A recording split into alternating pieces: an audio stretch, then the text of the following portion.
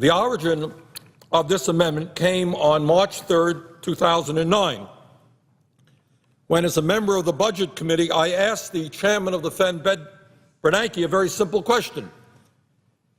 I asked him if he would tell me and the committee and the American people which financial institutions received over $2 trillion in zero-interest or near zero-interest loans during the start of the economic crisis, during the bailout period. Some $2 trillion of taxpayer money was lent out, and my question was, Mr. Chairman, who received that money? I don't think that that is an unfair question. You and I, Madam President, have heard great debates here on the floor of the Senate about $5 million or $10 million to ask who received over $2 trillion in zero or near zero interest loans is something that I think should be answered by the Fed, and they should make that information public. But Mr. Bernanke said no. He gave his reasons, and on that very day, I introduced legislation that would require the Fed to put this information on its website, make it public, just like Congress required the Treasury Department to do with respect to the $700 billion TARP program. You may like TARP, you may not like TARP, you may vote for it, you may not, but the information about who received the money, when it was paid back, etc., is right there on the website of the Treasury Department. Madam President, this $2 trillion in zero or near zero interest loans does not belong to the Fed. It belongs to the American people, and the American people have a right to know where trillions of dollars of their taxpayer dollars are going. That's not complicated. You don't need an MBA from Wharton to know that. And that is why millions of Americans, whether you're conservative, whether you're progressive, or whether you are in between, have come together to say that we need transparency at the Fed. Madam President, this amendment not only requires that the Fed tell us who has received the $2 trillion it lent out in the midst of the financial crisis, but similar to the language incorporated in the House bill, it's already in the House bill, it calls for an audit of the Fed by the GAO. And as we all know, the GAO is the nonpartisan government accountability office who does a great job in trying to figure out where there is waste and fraud within our government. And that's it, Madam President. This is a very, very simple, short amendment. I think it's 5 pages. It calls for transparency at the Fed and a straightforward audit. Who got what? When did they get it? On what basis? On what terms? Who was at the meetings? Who made the decisions? And were there conflicts of interest? Simple, factual questions that the American people deserve answers to. That's what it is. It's not complicated. Madam President, I understand that this amendment will not be supported by everyone. Some may suggest inaccurately that this amendment, and I quote, because I've heard this statement already, takes away the independence of the Federal Reserve and puts monetary policy into the hands of Congress, end of quote. Let me address those concerns by simply reading exactly what is in the amendment. It's not complicated. And I quote from page 4 of the amendment. This is what it says. I don't think it could be more straightforward than this. Quote, nothing in this amendment shall be construed as interference in or dictation of monetary policy by the Federal Reserve System, by the Congress, or the Government Accountability Office, end of quote. You can't be more straightforward than the language in this amendment. So when people tell you that this amendment is going to interfere and have Congress dictate monetary policy, it is simply not true. In other words, Madam President, this amendment does not take away the quote-unquote independence of the Fed, and it does not put monetary policy into the hands of Congress. This amendment does not tell the Fed when to cut short-term interest rates or when to raise them. It does not do that. It does not tell the Fed what banks to lend money to and what banks not to lend money to. It does not tell the Fed what foreign central banks they can do business with and which ones it cannot do business with. It does not impose any new regulations on the Fed, nor does it take any regulatory authority away from the Fed. It does none of those things, no matter what anybody coming to the floor may say. Madam President, what the opponents of this amendment are doing is equating independence, which we support, with secrecy, which I do not support. At a time when our entire financial system almost collapsed, we cannot let the Fed continue to operate in the kind of secrecy that they have operated in for years. The American people have a right to know. You know, Madam President, very often we see senators coming down here to the floor and they make the point that the American people, working people, have to play by the rules. Play by the rules. How often have we heard that rhetoric? Well, what are the rules governing the Fed? Who makes those rules? Or do they just make them up as they go along? Madam President, there are, let me just list a very few of the questions that millions of Americans are asking, members of Congress are asking, that a GAO audit might help to answer. Let me just rattle off a few of them, and I'm sure that there are many, many more. Question: why was Lloyd Blankfein, the CEO of Goldman Sachs, invited to the New York Federal Reserve to meet with federal officials in September of 2008 to determine whether AIG would be bailed out or allowed to go bankrupt? I wasn't invited to that meeting. I don't think you were invited to that meeting. Lloyd Blankfein was invited to that meeting.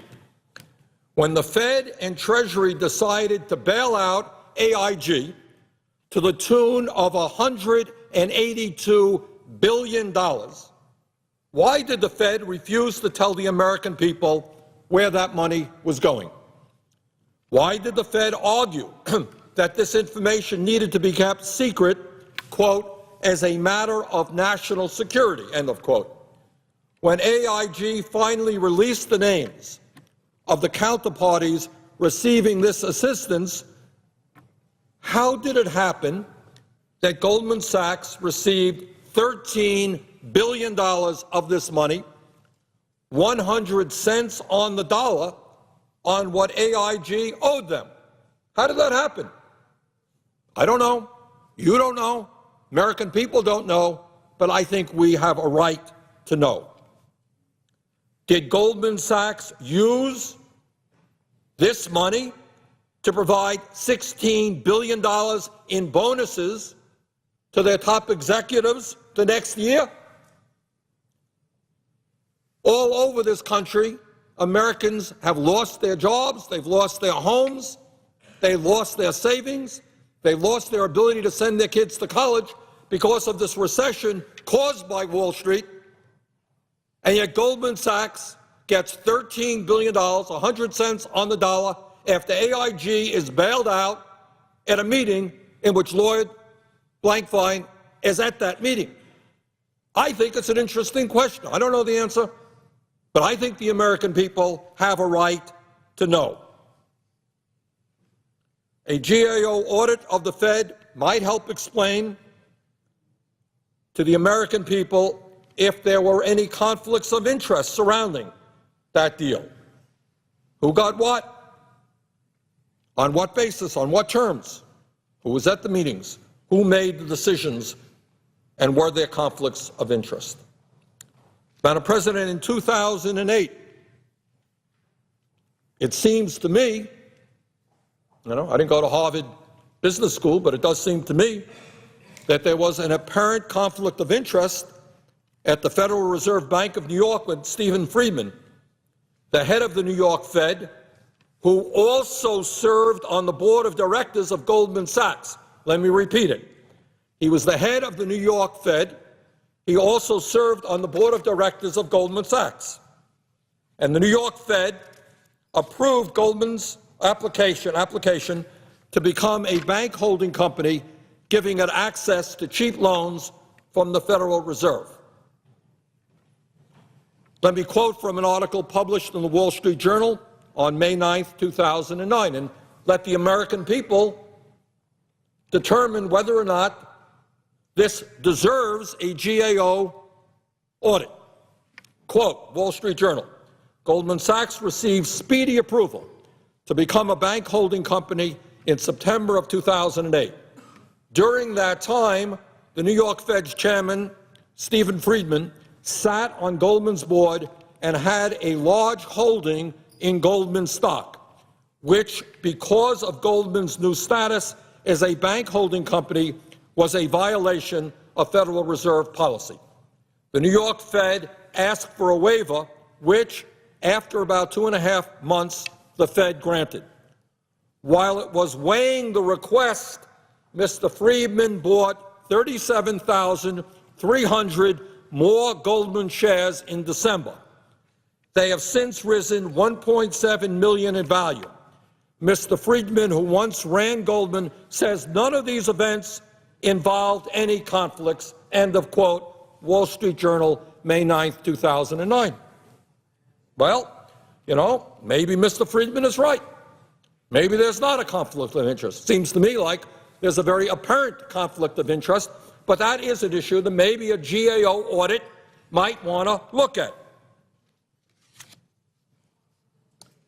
Madam President, as a result of the bailout of Bear Stearns and AIG, the Fed now owns, this is pretty amazing, now owns credit default swaps, betting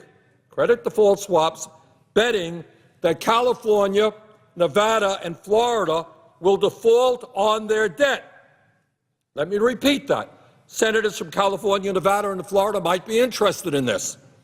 As a result of the bailout of Bear Stearns and AIG, the Fed now owns credit default swaps, betting that California, Nevada, and Florida will default on their debt.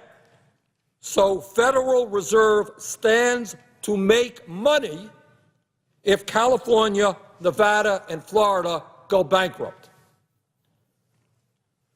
What can I tell you? This is the reality. I know it will seem strange to the American people that the Fed makes money and is betting that 3 of our great states go bankrupt. Madam President, this may make sense to the Fed, may make sense to some of my colleagues here in the Senate. It does not make sense to me, and frankly, I do not believe that it makes sense to the American people. But this is what an audit of the Fed will allow us to better understand whether we want the Fed to be betting against some of our great states that they will go bankrupt. Madam President, it has been reported that the Federal Reserve pressured Bank of America into acquiring Merrill Lynch, making this financial institution even bigger and riskier, allegedly threatening to fire its CEO if Bank of America backed out of this merger. When the merger went through, Merrill Lynch's employees received $3.7 billion in bonuses. Was this a good deal or a bad deal for the American taxpayer? Perhaps a GAO audit can help us find out. Madam President, when the Fed provided a $29 billion loan to J.P. Morgan Chase to acquire Bear Stearns, the CEO of J.P. Morgan Chase, Mr. Diamond, served on the board of directors at the New York Federal Reserve. Let me repeat that. When the Fed provided a $29 billion loan to J.P. Morgan Chase to acquire Bear Stearns, the CEO of J.P. Morgan Chase, Mr. Diamond, served on the board of directors at the New York Federal Reserve. Did this represent a conflict of interest? To my mind, it does. Maybe I am wrong, but that's what a GAO audit can help explain to the American people. And again, I know that we're going to have senators running down here saying, oh, we're trying to break the independence of the Fed. We are not trying to do that. What we are trying to do is allow the American people to get a glimpse and an understanding of some of the actions of the Fed involving huge sums of money. Madam President, currently some 35 members of the Federal Reserve's Board of Directors are executives at private financial institutions which have received nearly $120 billion in TARP funds. But, Madam President, we don't know how much these big banks receive from the Fed. A GAO audit could answer that question. Madam President, and here's a very interesting point that I know a lot of senators have raised in different contexts, but if the goal of the huge amounts of money in Fed loans, trillions of dollars in Fed loans to large financial institutions, was to achieve the goal of getting credit flowing to small and medium-sized businesses that were cash-starved, that were crying out for credit, why is small business lending in free fall? What happened? We gave the large financial institutions trillions of dollars, presumably to get out to small, medium-sized businesses. They haven't gotten it. Question. I think it's a reasonable question. I'm not the only one who's asking it. How much of those zero-interest or near-zero-interest loans that these huge financial institutions receive from the Fed was simply invested in federal government bonds earning an interest rate of 3 or 4%?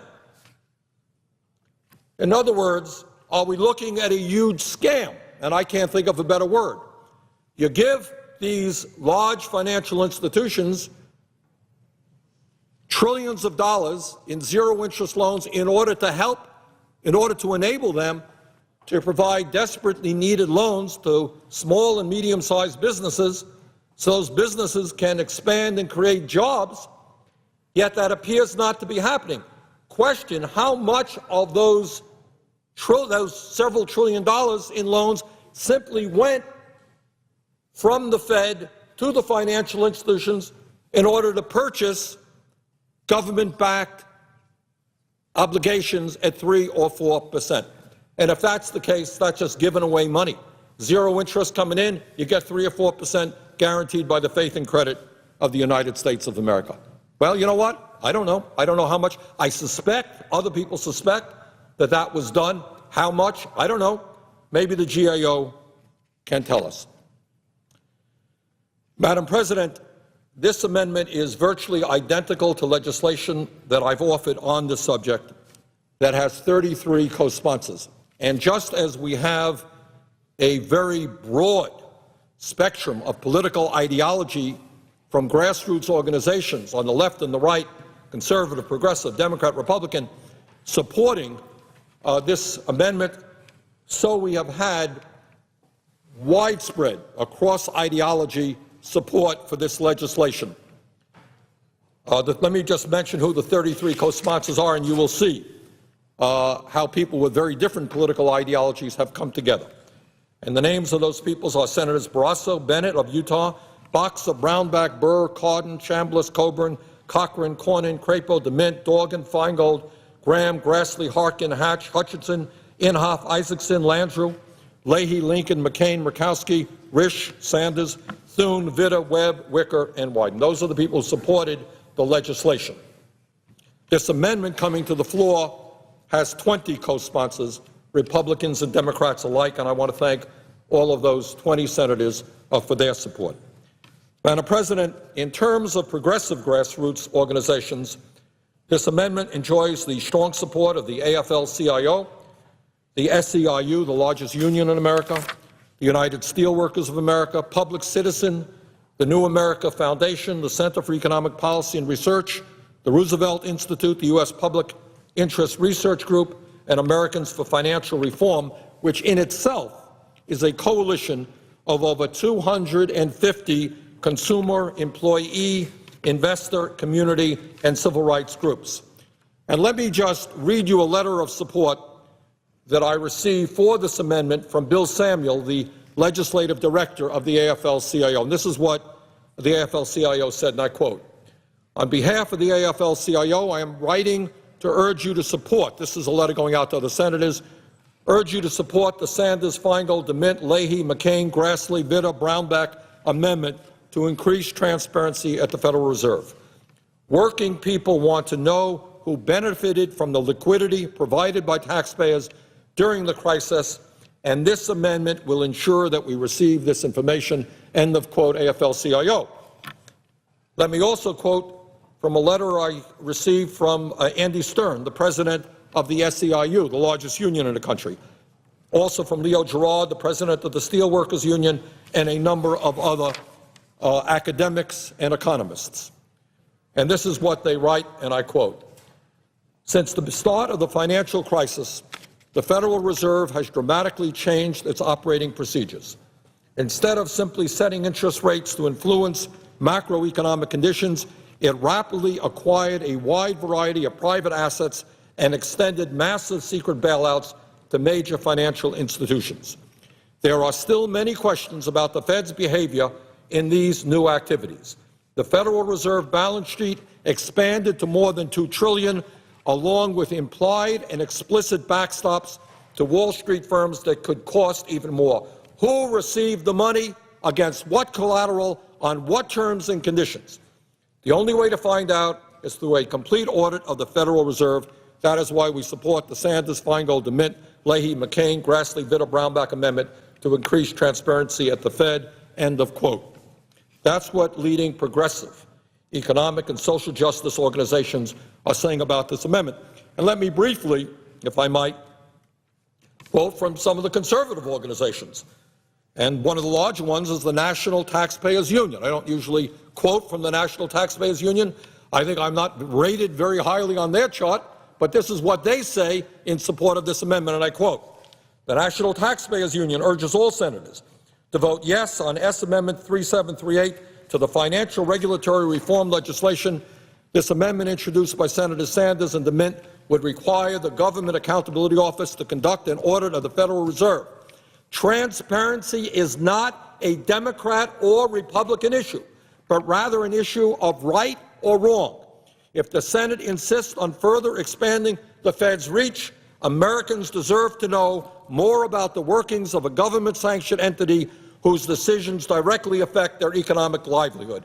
A yes vote on S. Amendment 3738 will be significantly weighted as a pro-taxpayer vote in our annual rating of Congress." End of quote. That's from the National Taxpayers Union. We have also support from other conservative organizations, including Americans for Tax Reform, Campaign for Liberty, the Rutherford Institute, Eagle Forum, FreedomWorks, and the Center for Fiscal Accountability.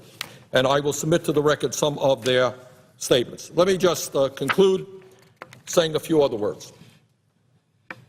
And that is, Madam President, this amendment is not a radical idea. I've just indicated to you that you have progressive groups representing millions of people. You have conservative groups representing millions of people. The AARP, the largest senior group representing, I think, tens of millions of Americans.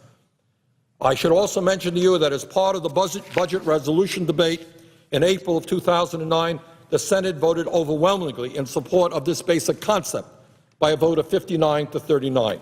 In the House of Representatives, this concept passed the House Financial Services Committee by a vote of 43 to 26 and was incorporated into the House version of Wall Street reform that was approved by the House last December. In other words, a lot of what we are saying here, what I'm talking about, is in the House bill, not a radical concept. This idea has the support of the Speaker of the House, Nancy Pelosi, who said that Congress should ask the Fed to put this information, quote, on the Internet like they've done with the recovery package and the budget, end of quote. And that's what this amendment does. This concept has also been supported, and this is important, and I know my friend from Texas wants to speak. I'm winding down, and I apologize for going on this long, but it's important to point out that this concept has also been supported by 2 federal courts that have ordered the Fed to release all of the names and details of the recipients of more than $2 trillion in Federal Reserve loans since the financial crisis started as a result of a Freedom of Information Act lawsuit filed by Bloomberg News. Mr. President, Madam President, Mr. President, you've become a man now. All right, it's Mr. President. The Fed has argued in court that it should not have to release this information, citing, according to Reuters, quote, an exemption that it said lets federal agencies keep secret various trade secrets and commercial or financial information, end of quote. This is what the U.S. Appeals Court in New York said in disagreeing with the Fed, and I quote, "It's a unanimous 3-judge appeals court. This is what they wrote in their opinion, to give the Fed power to deny disclosure because it thinks it best to do so would undermine the basic policy that disclosure, not secrecy, is the dominant objective. If the board believes such an exemption would better serve the national interest, it should ask Congress to amend the statute." So let me conclude by saying this. We now have 59 senators having voted for transparency, 320 members of the House, and 2 U.S. courts. All we want to know is who got trillions of dollars. That's what we want to know. We want to know also on what basis, on what terms, who was at the meetings where key decisions were made.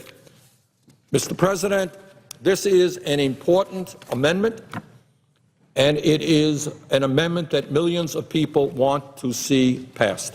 And I hope that we will have an opportunity to offer it as soon as possible, and I hope that it is passed. I yield the floor.